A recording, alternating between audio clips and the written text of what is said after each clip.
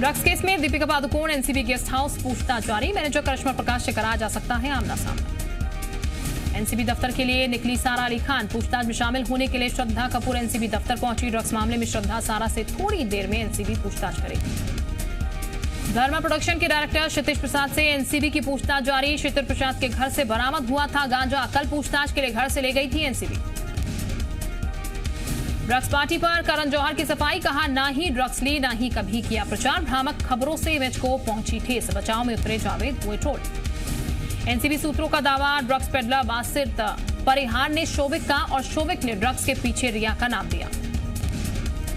CBI के रवैये से सुशांत का परिवार नाखुश। सुशांत के पिता के वकील विकास सिंह ने एनसीबी जांच पर उठाए सवाल। कहा इससे सच सामने नहीं आएगा। मुख्यमंत्री शिवराज सिंह चौहान ने किसान कल्याण योजना की आज विधिवत शुरुआत की। योजना के तहत किसानों को हर साल 4,000 रुपए देगी एमपी सरकार। कल मेधावी छात्रों के कार्यक्रम में सीएम शिवराज ने कृषि मंत्री कमल पटेल के साथ मुख्यमंत्री किसान कल्याण योजना का शुभारंभ कर दिया था। मध्य प्रदेश में चुनाव आयोग की प्रेस कॉन्फ्रेंस से पहले एमपी में ताबड़तोड़ तबादलों का दौर जारी। 5 विभागों ने 148 अधिकारियों के ट्रांसफर के आदेश जारी किए।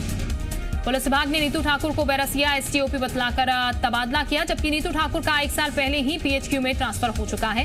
कांग्रेस ने चुनाव आयोग से की ट्रांसफर रद्द करने की मांग। आचार संहिता लगने की अटकलों के बीच योजना के शुभारंभ और तबादला मामले में कांग्रेस ने निशाना साधा है। कांग्रेस विधायक कुणाल चौधरी ने कहा है कल्याण और सम्मान छोड़कर सरकार को मुआवजा देना चाहिए, क्योंकि किसानों की फसलें पूरी तरह से बर्बाद हो गई। आरोपों पर बीजेपी ने पलटवार करते हुए कहा है कि आचार संहिता उन जिलों में लगेगी जहां उपचुनाव होना है, इसलिए बाकी कामकाज बंद नहीं होंगे। कांग्रेस इस मामले में अफवाह फैलाने का काम कर रही है। राजधानी भोपाल में एक और बड़े घोटाले का खुलासा हुआ। किसानों को प्लास्टिक मल्चिंग फिल्म देने के नाम पर घोटाले की शिकायत से हड़कंप मच गया है। जानकारी के मुताबिक किसानों को एक तरह की काली पन्नी देने के नाम पर 40 करोड़ की हेराफेरी की शिकायत दर्ज कराई गई है। वहीं उद्यानिकी विभाग के उप सचिव ने दिए जांच और दोषियों पर तत्काल कार्रवाई के आदेश।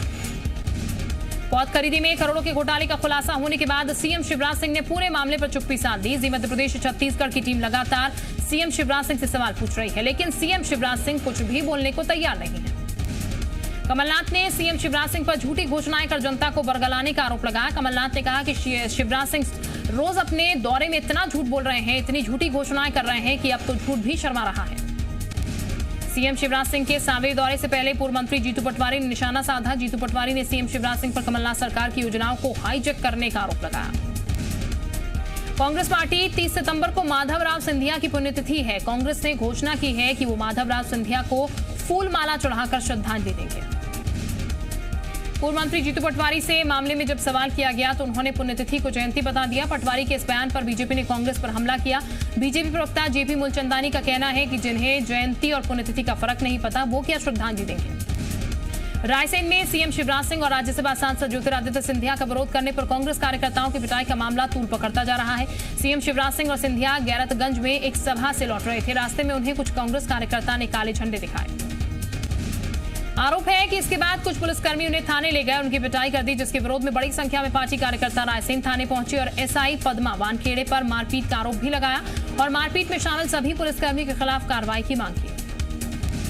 खंडवा के ओमकारेश्वर में तब नंदू भैया मंदाता से बीजेपी के संभावित प्रत्याशी के साथ पट्टा वितरण करने गए, लेकिन लिस्ट को देखकर कुछ महिलाएं बिफर गई और दोनों को घेर कर सवाल की बौछार कर दी।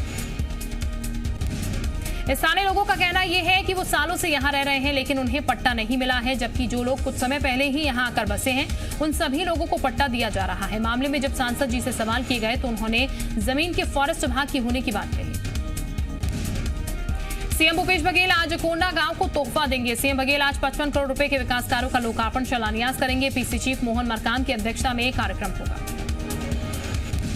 छत्तीसगढ़ में कानून व्यवस्था को लेकर आज एक उच्च स्तरीय बैठक होगी। गृह मंत्री ताम्रध्वज साहू आज गृह विभाग के अधिकारियों के साथ बैठक करेंगे। वीडियो कॉन्फ्रेंसिंग के जरिए होने वाली बैठक में डीजीपी समेत वरिष्ठ पुलिस अधिकारी भी हिस्सा लेंगे। गृह मंत्री ताम्रध्वज साहू अपने घर से ऑनलाइन इस बैठक में शामिल होंगे। इस बैठक में अपराध नियंत्रण, नक्सलवादियों पर लगाम लगाने को लेकर चर्चा की जा सकती है। इसके अलावा एसआई भर्ती प्रक्रिया और कांस्टेबल भर्ती प्रक्रिया पर भी बातचीत हो सकती है। छत्तीसगढ़ में एनएचएम से जुड़े संविदा स्वास्थ्य कर्मियों के समर्थन में 3 बीजेपी सांसद आ गए। सांसदों ने स्वास्थ्य कर्मियों के खिलाफ कार्रवाई को निरस्त करने की मांग रखी है। छत्तीसगढ़ में आईसीएमआर की ओर से सीरो सर्विलांस के तहत टेस्ट किए जा रहे हैं। 10 जिलों में किए गए सर्वे। आईसीएमआर की टीम ने आम लोगों और जोखिम वाले लोगों के सैंपल लिए। रायपुर में 492, दुर्ग में 517 और राजनांदगांव में 504 सैंपल लिए गए। मध्य प्रदेश में कोरोना संक्रमण पर नियंत्रण करने की कोशिश जारी। इसे देखते हुए अब ट्रूनेट सिस्टम से कोविड-19 मल्टीप्लेक्स जांच को ही पुख्ता माना जाएगा। उधर होम आइसोलेशन में रह रहे मरीजों के लिए निजी खर्च पर डॉक्टरों से सलाह लेने के लिए मेडिकल एसोसिएशन ने नंबर जारी कर दिया है। मध्य प्रदेश में कोरोना का कहर जारी है। हर दिन 2000 से ज्यादा नए मरीज सामने आ रहे हैं। आज भी 2227 नए मरीज आए। प्रदेश में कोरोना के एक्टिव केस 22,198 पहुंचे। देश में कोरोना 59 लाख के पार। 24 घंटे में आए 85,000 से ज्यादा नए मामले। खरगोन में अवंती सूत मिल की नीलामी को लेकर विरोध शुरू हो गया। बड़वा विधायक सचिन बिरला मिल को बचाने के लिए सड़क पर उतर आए। विधायक सचिन बिरला ने आरोप लगाया कि बीजेपी शासनकाल में मिल की संपत्तियां बेचने का षड्यंत्र रचा जा रहा है। मध्य प्रदेश का पहला डेयरी साइंस कॉलेज जबलपुर के इमलिया में बनने जा रहा है, जबकि दूसरा कॉलेज ग्वालियर में खोला जाना प्रस्तावित है। माना जा रहा है कि इन कॉलेज में रिसर्च से दुग्ध उत्पादन बढ़ाने में मदद मिलेगी। इसके अलावा पशुओं की नस्लों में भी सुधार होगा। बैतूल के जिला अस्पताल में करोड़ों की लागत से संसाधन जुटा लिए गए हैं, लेकिन उनका इस्तेमाल करने के लिए जरूरी डॉक्टरों की नियुक्ति ही नहीं की गई। ट्रॉमा सेंटर में 2 आधुनिक ऑपरेशन थिएटर हैं, लेकिन इनका इस्तेमाल नहीं हो पा रहा। अस्पताल प्रबंधन के मुताबिक कई बार प्रशासन को डॉक्टरों की कमी के संदर्भ में लिखा गया। उज्जैन में हुए एक भीषण हादसे में 4 मजदूरों की मौत हो गई है और 8 लोग घायल हो गए। घटना नरवा थाना क्षेत्र की।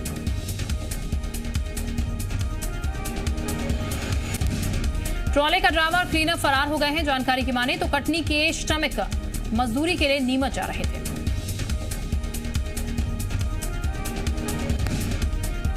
राजनांदगांव में 3 दिनों से 2 युवकों की हत्या के बाद पुलिस एक्शन में आ गई है। क्राइम कंट्रोल के लिए पुलिस ऑपरेशन क्लीन चला रही है। एसपी डी श्रवण ने बताया कि लगातार हो रही हत्याओं से लोगों में दहशत थी, इसीलिए ऑपरेशन क्लीन चलाया गया। उन्होंने कहा कि अब यह अभियान चलता रहेगा। मुरैना में श्रमिकों का आरोप है कि उन्होंने हजारों रुपए के बिजली बिल भेजे जा रहे हैं। आरोप है कि श्रमिकों की कॉलोनी में 1 किलोवाट से कम का कनेक्शन होता है। अपनी शिकायत को लेकर श्रमिकों ने विद्युत वितरण कंपनी के दफ्तर का घेराव किया। प्रदर्शन में पहुंचे पूर्व विधायक रघुराज कसाना भी श्रमिकों को आश्वासन देते नजर आए। कोंडागांव में कथित धर्मांतरण का मुद्दा शांत होने का नाम नहीं ले रहा है। आईजी, कलेक्टर, एसपी लगातार दोनों पक्षों की बैठक ले रहे हैं। विवाद 3 दिन से चल रहा है। कहा जा रहा है कि मामला प्रशासन से संभल नहीं रहा। अधिकारी मीडिया से बात करने को तैयार नहीं है।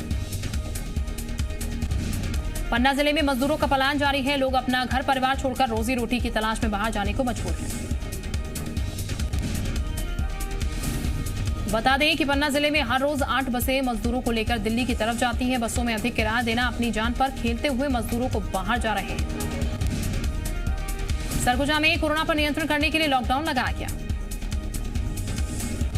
व्यापारियों का कहना है लॉकडाउन के दौरान प्रशासन को सब्जियों की बिक्री के इंतजाम करने चाहिए। बलरामपुर में मनरेगा अब रोजगार के साथ साथ खेती के लिए भी वरदान साबित हो रहा है।